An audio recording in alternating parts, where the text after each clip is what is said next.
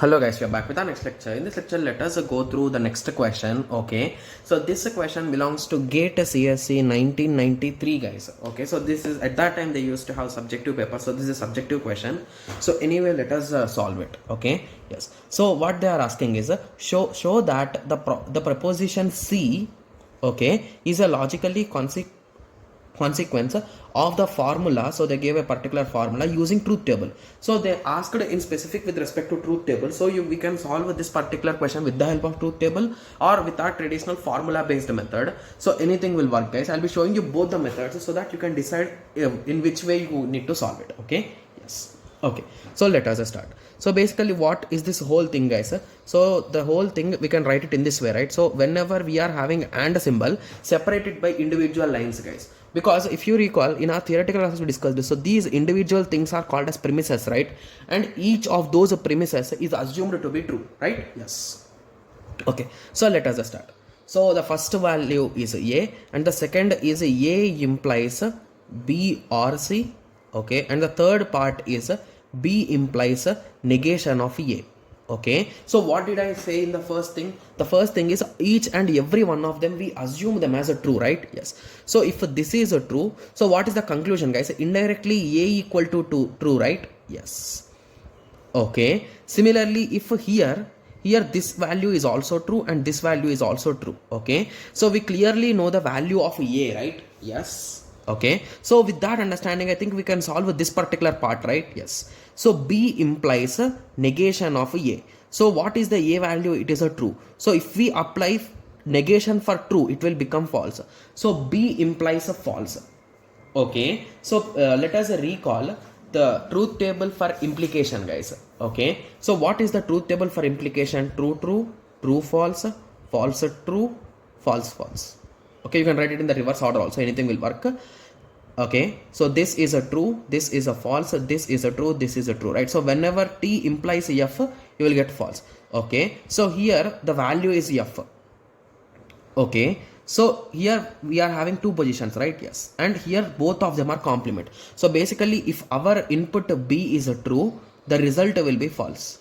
If our input is a false, the result will be true. So indirectly it is complement, right? Yes, so it is a nothing but, so therefore B is a nothing but, okay, so just give me a second. So this B value, okay, so the final result, sorry, so we already know that the final result is a true, right? Okay, so I think directly we can say that with that understanding the only case which is satisfying this particular statement is this false, right? Yes. Okay, so with that understanding we can conclude that the value of a B is a false, right? Yes. Okay, so now we got the value of B also. So now I think we can substitute in this, right? Yes. Okay, so what is the value of A? It is already true. Implies what is the value of B? It is a false or C.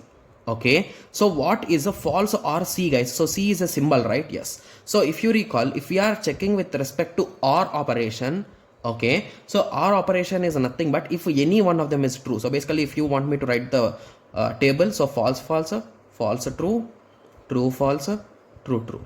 So here the result will be false and everywhere it will be true. So if you are having at least one true, you will get the result as true, guys. That's the logic if you want to remember. Okay, yes. So with this understanding, what you can say, guys, indirectly the result will be C itself, right? Yes. So it is a nothing but a T implies a C is the result and the result is mandatorily true, right? Yes. Okay, so if the initial part is a true and the result is a true, so if the initial part is a true and the result is true, here initial part is a true but the result is false, so indirectly the value of a C should also be true.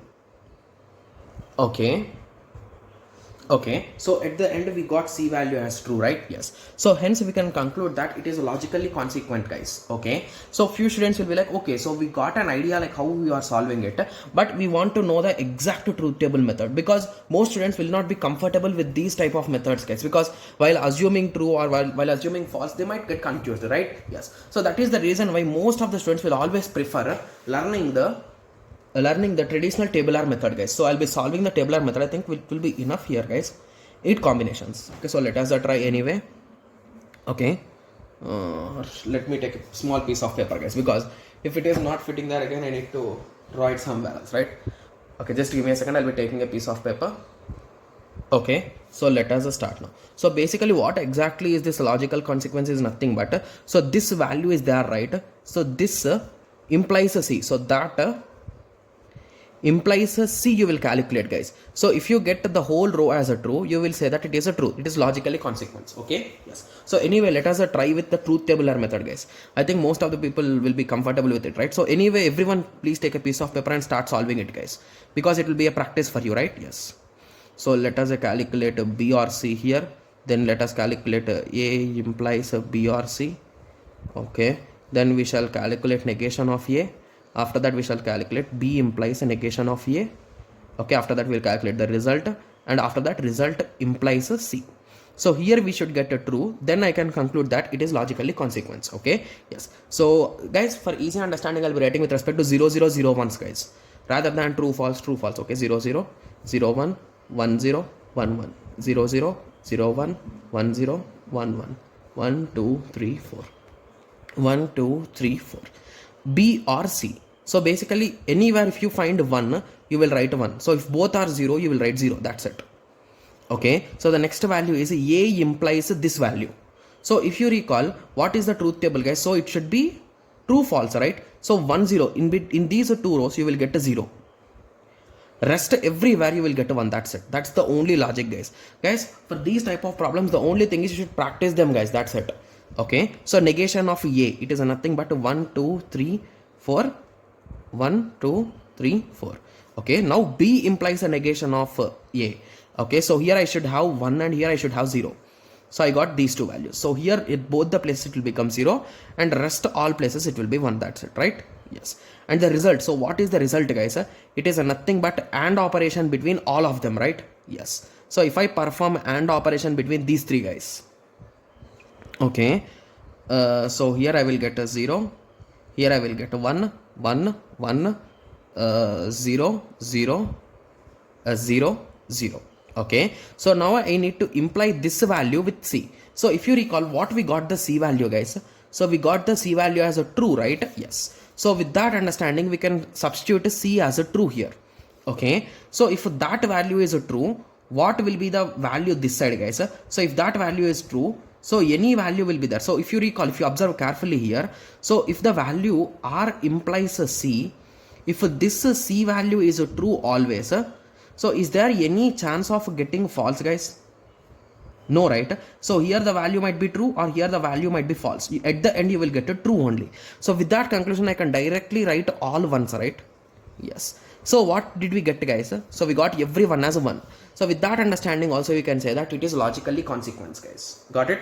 Yes. So this is the tabular method. In examination you need to solve this first, and from this understanding the only thing which you will get is a C equal to true, guys. So with that understanding you will use the tabular method to solve it. Got it? Yes. So the question is a subjective question, and at that time there used to be 5-mark questions, guys. So that is the reason why this question might be a bit lengthy for our type of GATE examination. Okay. Yes. So now I hope everyone got some basic idea at least, right? Yes. So these questions are rarely asked, but these are an interesting questions, right? Yes. Okay. So I hope everyone got a clear idea on this. So in the next lecture, let us continue with the next question. Thank you. Thanks for watching. Like, share and subscribe for more awesome videos like this. Thank you.